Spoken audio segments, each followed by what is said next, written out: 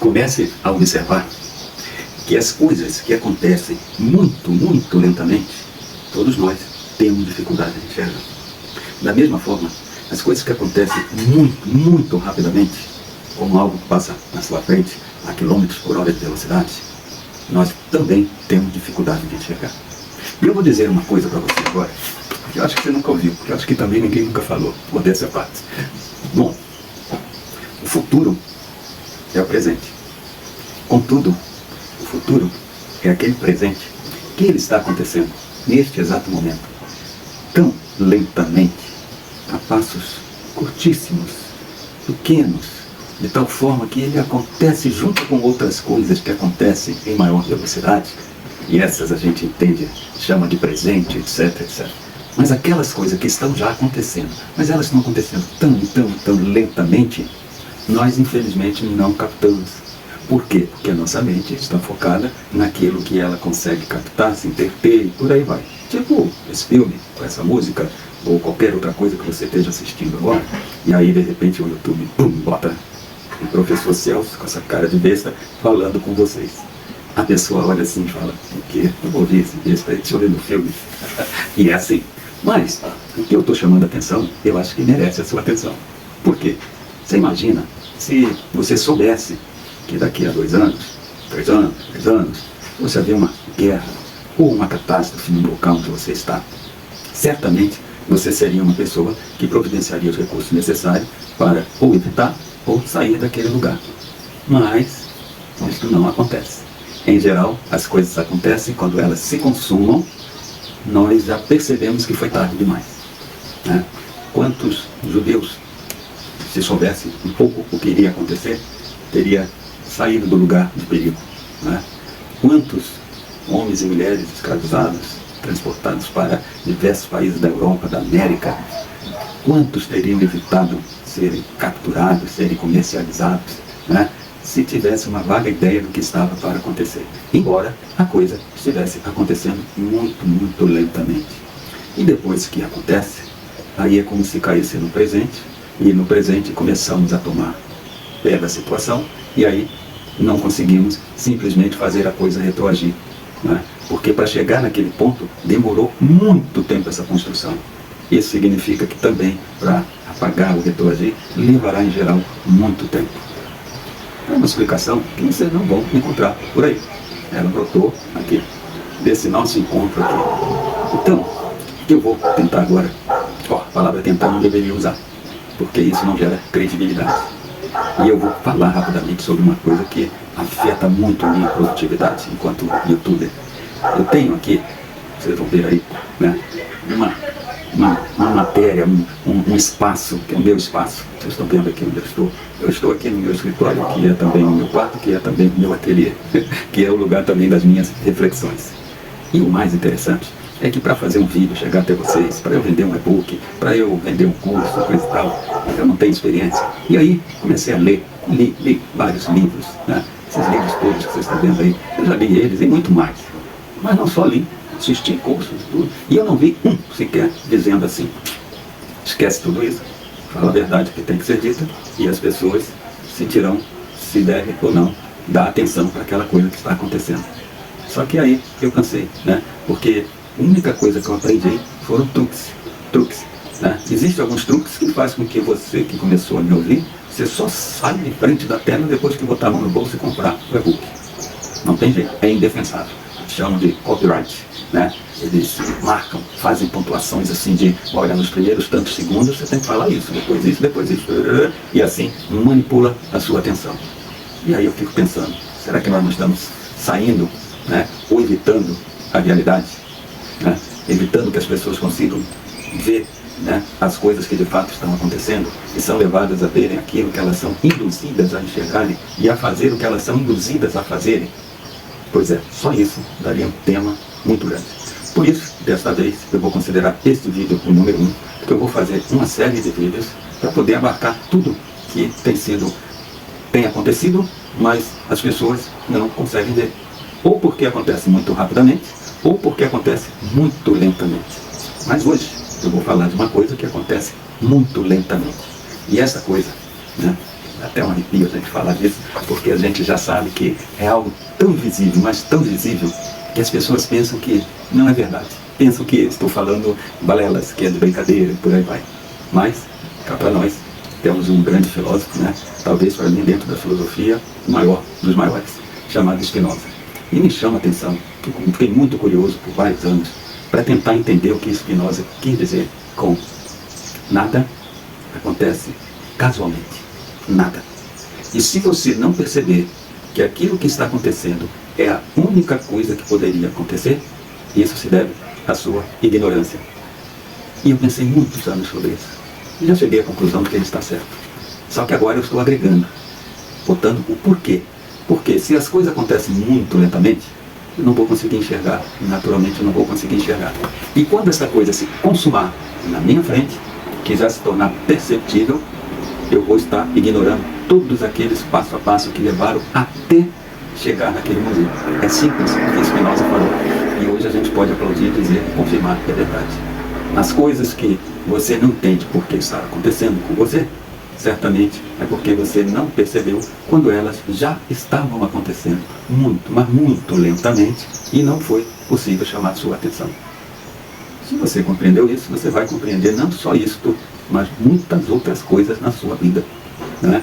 Quem sou eu para dizer aqui para vocês, né, algum tipo de ensinamento? Não é meu propósito. Só estou fazendo essa citação porque eu quero mostrar algo que esta sim eu faço questão de alertar, de soltar um rojão, fazer alguma coisa para ver se as pessoas que podem contribuir para evitar essa catástrofe possam entrar em ação. E ele escolheu um tema, que é o tema que eu tenho debruçado mais tempo, né, estudado com mais profundidade, e de fato ele está acontecendo muito lentamente. Tão lentamente que as pessoas não são capazes de perceber. E quando percebem, ainda assim escapa de vez em quando, e a pessoa logo esquece. E é lógico que eu estou falando de um tema altamente relevante. E é um tema que decide o futuro das nossas crianças, das nações, da nossa sociedade. E agora, eu diria assim, eu vou usar a palavra assim, os bandidos, né? Mas não é aquele bandido lá dos filmezinhos de faroeste, né? O atirador. Não, eu estou falando de bandidos que conseguem produzir coisas catastróficas, só que sabem como fazer. Agora eles sabem como fazer. Eles têm que fazer tão lentamente que a partir do momento que aquilo se tornar visível, já é tarde demais. Eu chamo isso também do princípio do caranguejo.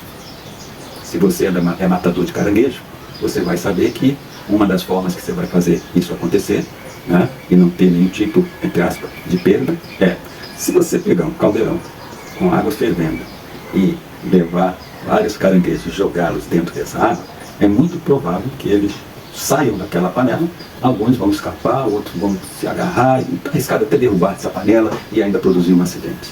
Mas se você botar os caranguejos dentro de uma panela, água na temperatura normal, acender um fogo brando e deixar esse fogo ir cozinhando, muito lentamente, tão lentamente que nem os caranguejos vão perceber. E ao final, quando já estiver se consumando, quando estiver aproximando dos 60, 70 graus, quando começar a ficar desconfortável, aqueles caranguejos já não conseguirão mais reagir, porque a sua carne já entrou no processo de cozimento. Ele já perdeu a capacidade de reagir e não percebeu. Então, dali para frente, no momento que ele percebe que a água começa a borbulhar, os caranguejos já não têm mais condição de saírem da panela. É assim que acontece conosco em relação às catástrofes, por exemplo. Né? É óbvio que antes de acontecer uma enchente, teve que acontecer uma coisinha aqui, outra ali, uma temperatura lá, tudo isso daí, o ser humano, inclusive, hoje já sabe, né?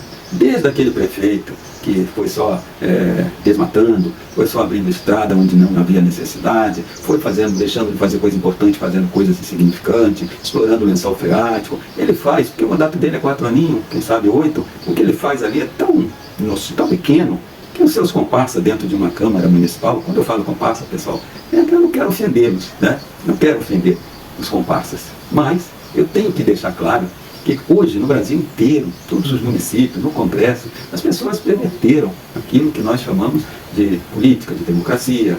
Por quê? Nós temos 3 poderes, e eles são independentes.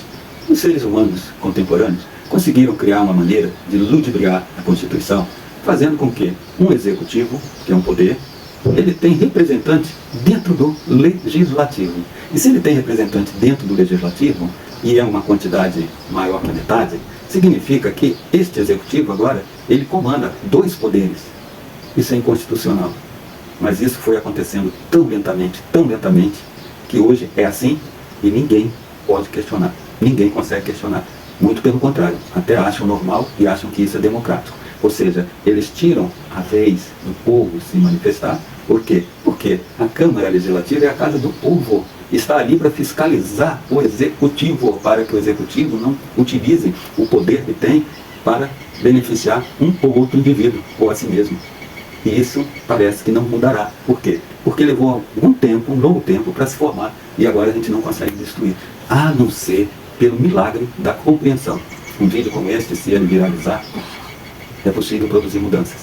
Mas, dificilmente ele vai viralizar. E as coisas vão continuar como estão.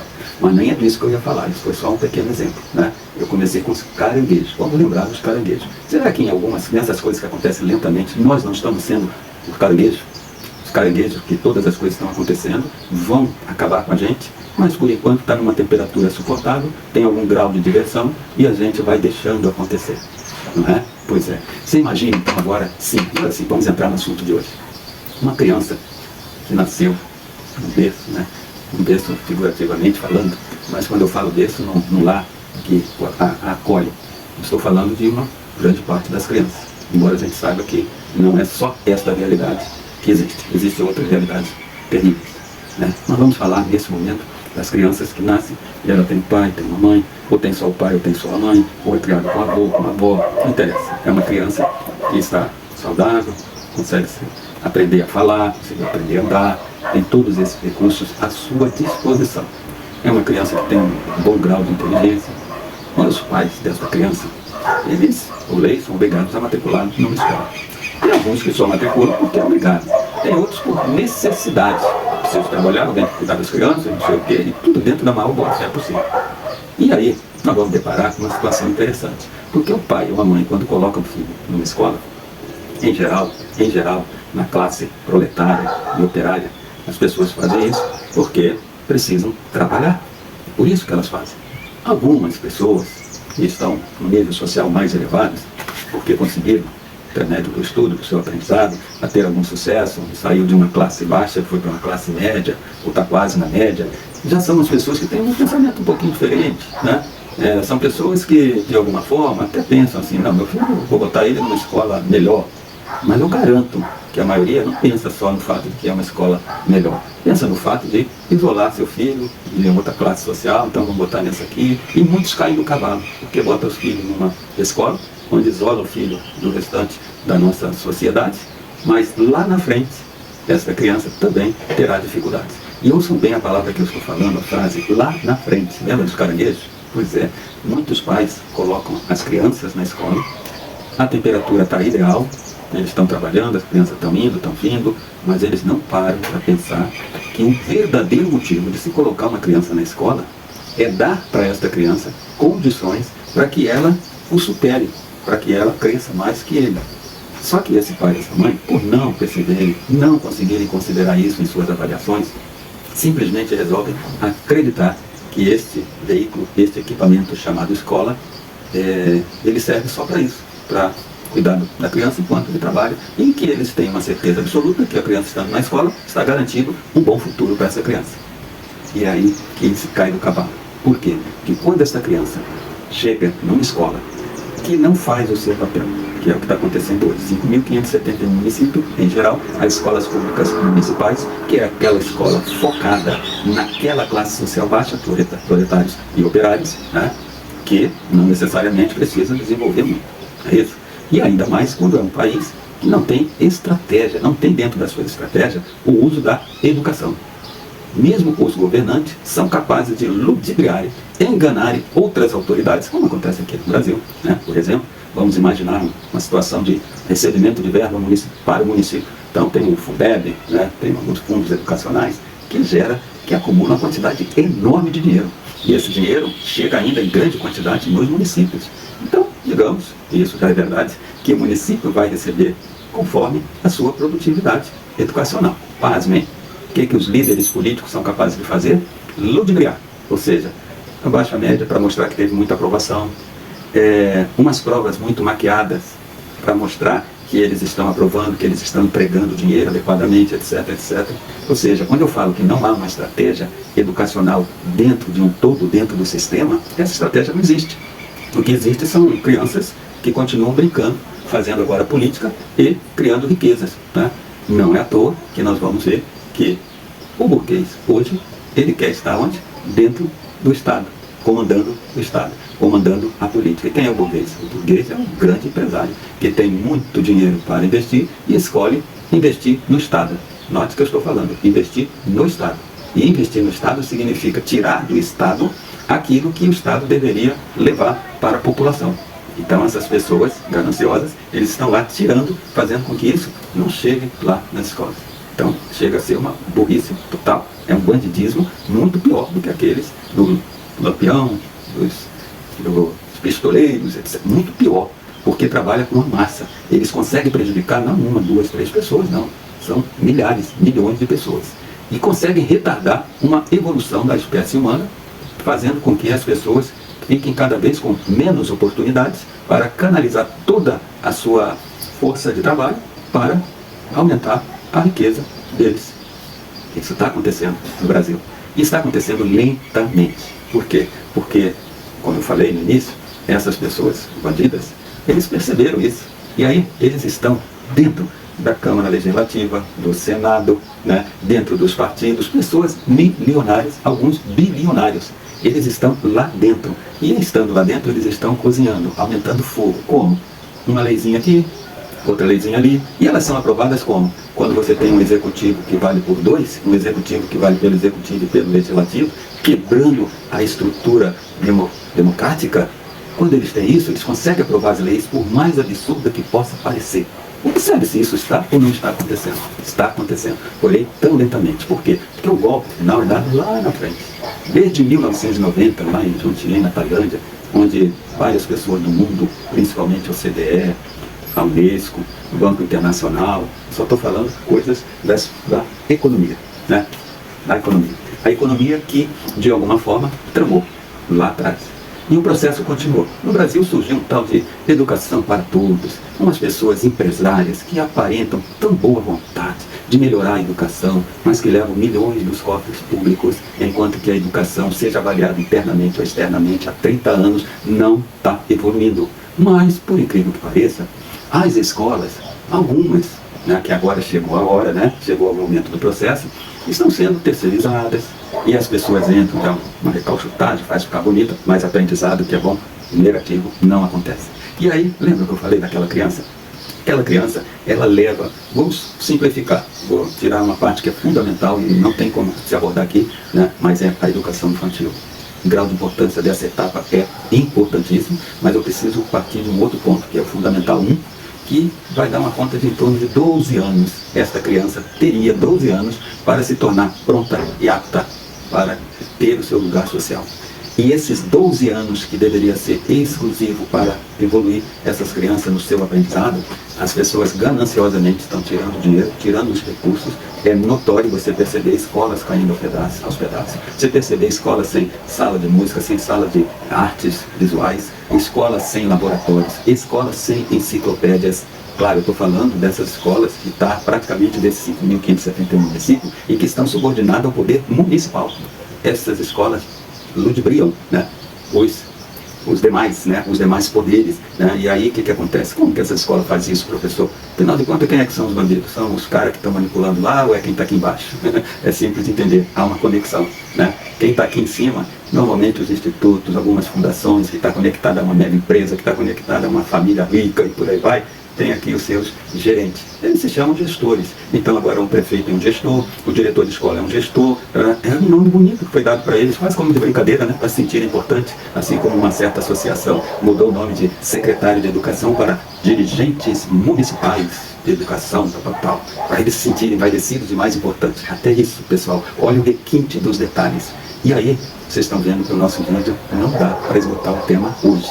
Mas eu vou fazer uma sequência. Pelo que eu já falei até agora, eu garanto que de umas 1.000, 2.000 pessoas, o professor Celso ainda tem que pagar, né? Eu tenho que pagar. Veja só, pagar para que as pessoas assistam aquilo que é importante para elas. Umas 100 pessoas vão assistir o próximo. E depois mais um tantinho. E assim, pode ser que no meio disso tudo, pinte uma luz e as pessoas começam a entender.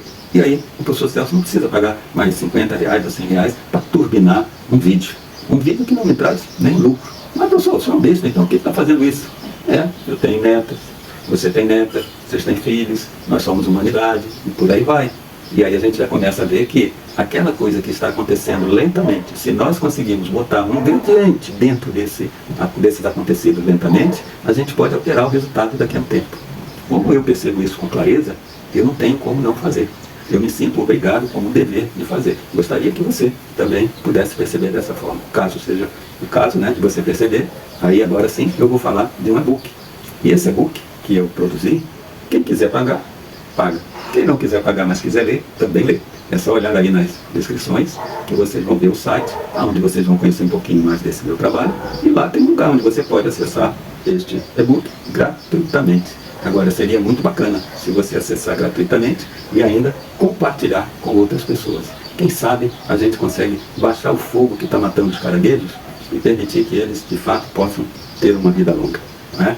Então, essa é a proposta desse vídeo. Eu vou fazer uma série de 5 ou 6 vídeos, onde eu vou tornar muito claro aquilo que está acontecendo tão lentamente que no dia a dia a pessoa não tem tempo e nem intenção de perceber. E por causa disso, as coisas ruins estão acontecendo nas nossas vistas e a gente só vai deparar com a realidade quando o fato se consumar. E aí, voltando a Spinoza, nós vamos poder perceber então que aquilo que ia acontecer lá na frente, entre aspas, porque já está acontecendo na verdade, mas aquilo que a gente só vai perceber lá na frente, que seja algo que não cause dor, não cause lamentações, né? Não apareça como catástrofe. É isso que nós vamos tentar evitar com esse simples diálogo aqui, ok? Um grande abraço e até o nosso vídeo número 2 com a continuidade deste tema, ok? Valeu!